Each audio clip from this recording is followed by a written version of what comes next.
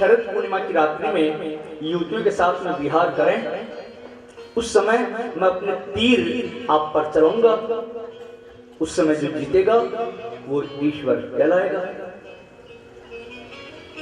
कामदेव सोच लगा श्री कृष्ण को हराना कोई विशेष बात नहीं है, अरे दिन भर तो गोपियों के साथ में विहार करते रहते हैं। श्री कृष्ण कहने लगे ठीक है, ऐसा ही होगा। वन में किसी एक वृक्ष के नीचे बैठ करके संयम का पालन करना, ब्रह्मचर्य का पालन करना, काम को हराना कोई विशेष बात नहीं है। लेकिन श्री कृष्ण ने तो अनंत सुंदरियों के बीच में रह करके काम को परास्त किया, काम को हराया। कामदेव ने अपने धनुष बाण फेंक दिए, अपनी पराजय स्वीकार कर ली।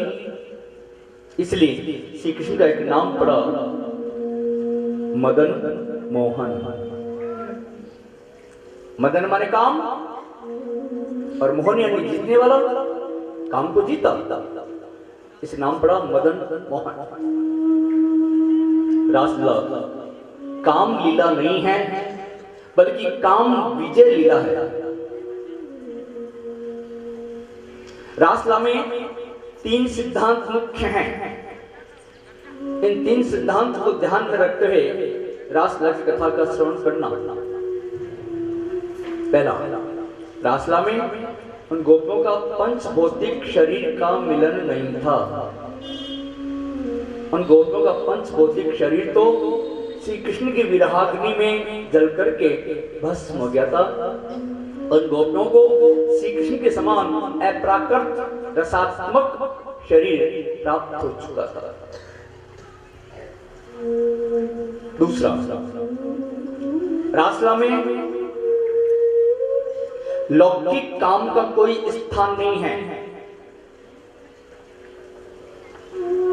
तीसरा, रासलीला में साधारण स्त्री और पुरुष का मिलन नहीं है, बल्कि शुद्ध जीव और ईश्वर का मिलन है।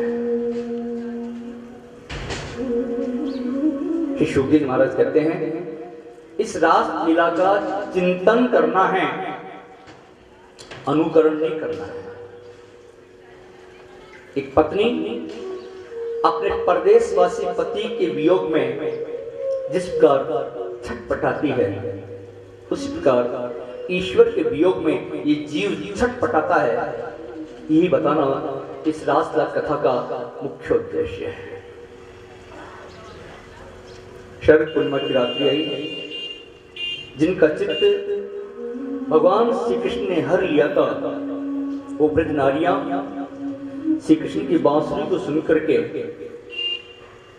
अपने समस्त कार्यों को छोड़ करके श्री कृष्ण से मिलने के लिए दौड़ पड़ी। उन गोपियों की श्री कृष्ण से मिलने की आतुरता देखो कैसी थी। कुछ गोपियां घर लीप रही थी जब श्री कृष्ण ने बांसुरी बजाई थी गोबर से। वो गोबर के गंदे हाथों ही श्री कृष्ण से मिलने के लिए दौड़ पड़ी। उन्हें यह भी सुध नहीं इन गोबर के गंदे हाथों को धो लिया जाए।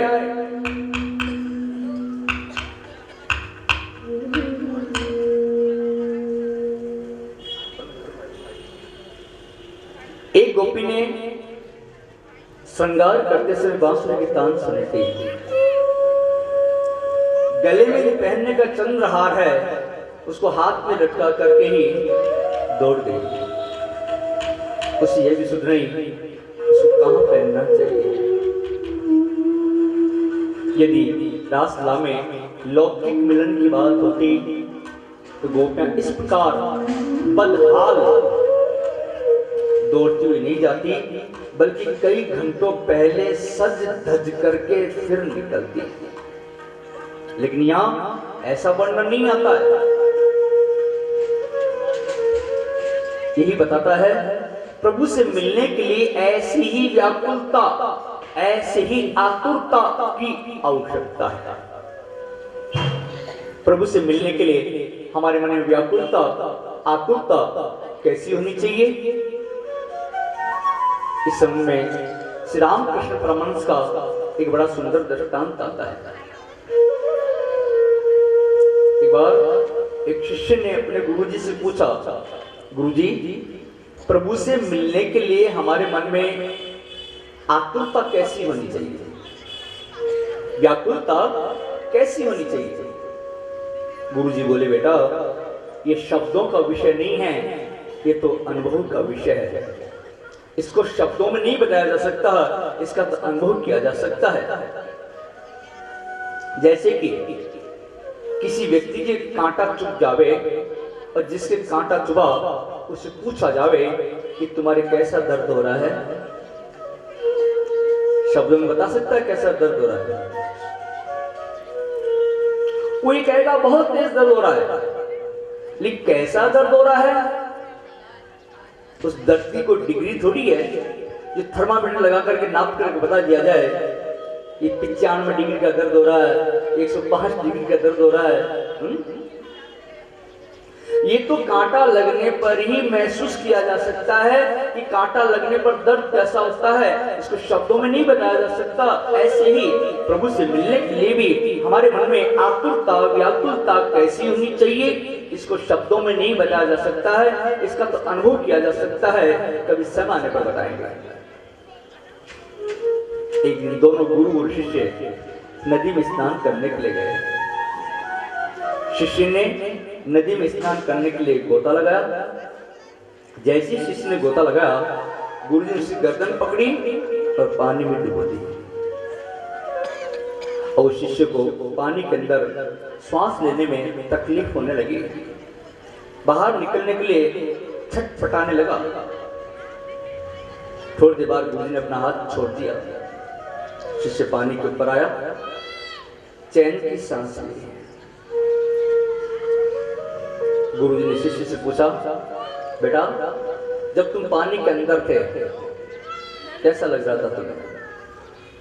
शिष्य बोला, गुरु जी ऐसा लग रहा था कि बस अब मेरे प्राण निकले, बस अब मैं मरा, ऐसा लग रहा था। गुरु जी बोले, बेटा ईश्वर को प्राप्त करने के लिए भी ऐसी ही छटपटाहट की आवश्यकता है। ऐसी छटपटाहट जब तुम्हारे मन में हो जाएगी कि मुझे प्रभु का दर्शन नहीं हो रहा, मेरे प्राण निकले, मैं मरा, तो तुम्हें प्रभु का दर्शन हो जाएगा। अभी बेटा तुमने स्वयं ने इसका अनुभव कर लिया, मैं तुम्हें इसको शब्दों में कैसे समझाता? ये शब्दों का विषय नहीं है, ये तो अनुभव का विषय है। संसार के सभी सांसारिक सुखों का त्याग करके गोपियों की तरह जो निकल पड़ा है प्रभु से मिलने के लिए, वही वास्तव में धन्य है। इसलिए तो भगवान ने उन गोपियों का स्वागत किया। श्री कृष्ण गोपियों से कहते हैं, महाभाग्यशाली नारियों आओ, स्वागतम वो महाभागा। श्री कृष्ण ने प्रत्येक गोपी को महाभाग्यशाली कहा है। महाभाग्यशाली वह जीव नहीं है जो कि बड़े बड़े बंगलों में रहता है, मोटर कार में घूमता है, एरोप्लेन में घूमता है, उसको महाभाग्यशाली नहीं कह सकते। अरे जिसके सिर पर काल हमेशा मंडराता रहता है, हमारे सिर पर काल मंडरा रहा है, न जाने कब ले जाएगा उठा के। जिसके सिर पर काल हमेशा मंडराता रहता है, उसको महाभाग्यशाली कैसे कहा जा सकता है? महाभाग्यशाली तो वह जीव है जो कि मृत्यु के भय को छोड़ करके, संसार के सभी विषय सुखों का त्याग करके प्रभु से मिलने के लिए पागल हो गया है, उसको महाभाग्यशाली कहते हैं। इसलिए भगवान ने गोपियों का स्वागत किया।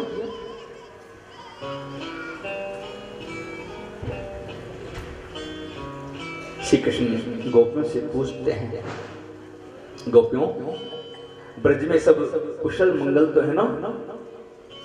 तुम ऐसे दौड़ी दौड़ी क्यों आ रही हो?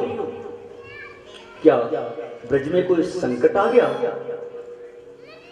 मैं तुम्हें प्रसन्न करने के लिए क्या करूं? इस घोर वन में रात्रि के समय एक स्त्री का रहना ठीक नहीं है। इस सुंदर रात्रि में यदि तुम वृंदावन की शोभा को निहारने के लिए आई हो तो वृंदावन की शोभा को निहार करके वापस अपने अपने घर चले जाओ। वहां तुम्हारे पति, तुम्हारे संतान तुम्हारी प्रतीक्षा कर रहे होंगे। अपने पति, संतान आदि को छोड़ करके यहाँ आना ठीक नहीं है। पहले तो बुला लिया और अब कह रहे हैं कि वापस चले जाओ। भगवान उन गोपियों से वापस अपने अपने संसार में लौटने के लिए कह रहे हैं, अपने अपने घर लौटने के लिए कह रहे हैं। क्यों? क्योंकि प्रभु इस जीव की प्रेम की कसौटी करने के बाद में अपनाते हैं। उन गोपियों की प्रेम की कसौटी करने के लिए, प्रेम की परीक्षा करने के लिए उन्हें वापस अपने अपने घर लौटने के लिए कह रहे हैं।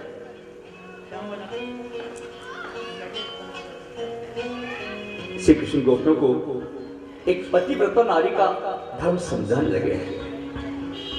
कहने लगे, गोपियों, पति की सेवा करना पत्नी का सबसे बड़ा धर्म होता है। अपने पति को ईश्वर के रूप में माने, यही पत्नी का सबसे बड़ा धर्म है। जो पत्नी अपने पति को ईश्वर के रूप में नहीं मानती है, अपने पति में ईश्वर का भाव नहीं रखती है, उसका तो यह लोक और परलोक दोनों बिगड़ जाते हैं। अरे पतिव्रता नारी तो सती अनुजा की तरह भगवान को अपना बालक बना करके अपनी गोद में खिला सकती है। ऐसे महान पतिव्रत धर्म को छोड़ करके तुम यहाँ क्यों आई हो? तुम वापस अपने अपने घर चले जाओ। वहां तुम्हारे पति, तुम्हारे संतान तुम्हारी प्रतीक्षा कर रहे होंगे।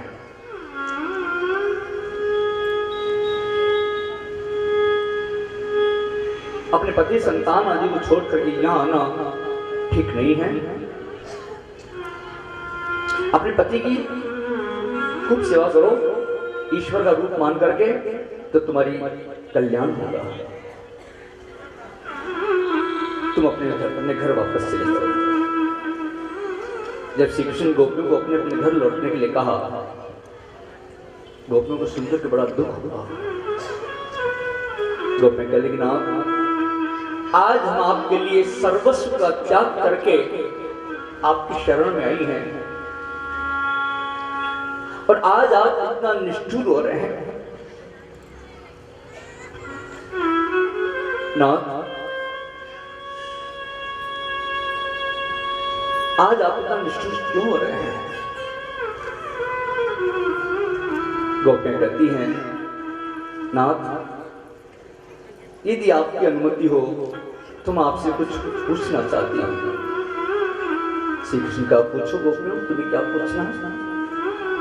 गोपियां पूछती, नाथ, अभी अभी आपने एक पतिव्रता नारी का धर्म समझाया।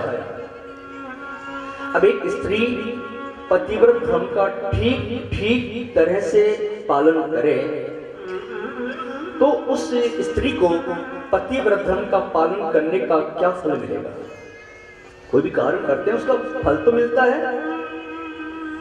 भोजन करते हैं, पेट भरता है, उसका फल मिलता है। हर काम का कोई ना कोई फल होता है। तो हम पतिव्रत धर्म का पालन यदि ठीक ठीक से करें उसको क्या फल मिलेगा?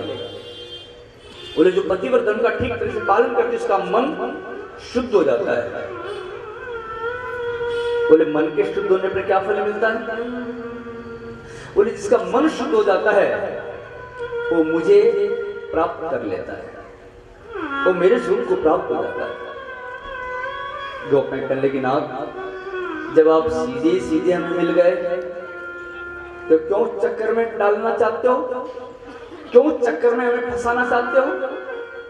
पहले पति धर्म का पालन करें, फिर हमारा मन शुद्ध होवे और फिर आप हमें मिलो। जब सीधे सीधे मिल गए तो क्यों चक्कर में फंसाना चाहते हो? क्यों चक्कर में डालना चाहते हो? और फिर आप कहते हो कि पति में ईश्वर की भावना रख करके उसकी खूब सेवा करो, तो पति में ईश्वर की भावना रखना उस स्त्री के लिए आवश्यक है जिसको आप ईश्वर नाम मिले हो। जिसे ईश्वर नाम मिले वो पति में ईश्वर की भावना करे। जब साक्षात ईश्वर ही मिल गए फिर उस पति में ईश्वर की भावना करने की क्या आवश्यकता है। और वास्तव में पति कौन है? हमारे शास्त्रों में पति की परिभाषा दी गई है, पाति इति पति। सच्चा पति वह है जो कि संसार के सभी बंधनों से मुक्ति दिला दे, मृत्यु के भय से मुक्त करवा दे। तो ऐसे तो इस संसार में आपके अलावा कोई दूसरा है ही नहीं। आप ही करवा सकते हैं और कोई नहीं करवा सकता। इसलिए संसार में जीव मात्र के पति आप हैं। जीव की बात हो रही है, किसी व्यक्ति विशेष की या स्त्री पुरुष की बात नहीं हो रही है। जीव मात्र के पति आप हैं। नाथ, आप ऐसा न समझे कि प्रवचन देना आपको ही आता है, ये उपदेश देना आपको ही आता है, हमें भी आता है। अब तक आपने बहुत प्रवचन किया, बहुत उपदेश दिया, अब जरा थोड़ा हमारा भी सुनो। हम आपको एक कथा सुनाते हैं, आप ध्यान से सुनना बोले। श्री कृष्ण बोले ठीक है सुनाओ। गोपे कहने लगे, नाथ एक पतिव्रता नारी थी, वो अपने पति के बिना एक दिन भी नहीं रह सकती थी। संयोगवश उसके पति को एक समय बाहर जाने का, विदेश जाने का अवसर आया। तो पति से वो पत्नी कहती है, नाथ तो आपके बिना यहाँ रह नहीं पाऊंगी, मुझे भी आपके साथ में लेकर के चलो, मैं आपके साथ चलूंगी। पति बोला, देवी अपने व्यापार के कामकाज से जाऊंगा, मैं तुम्हें अपने साथ साथ लिए घूमूंगा या अपना व्यापार का कामकाज निपटाऊंगा। 20-25 दिन की बात तो है ही, 20-25 दिन तो आ ही जाऊंगा। हाँ, मेरी याद में तुम्हें ज्यादा जलना ना पड़े, मेरी याद तुम्हें ज्यादा सतावे ना, इसका मेरे पास में एक उपाय है।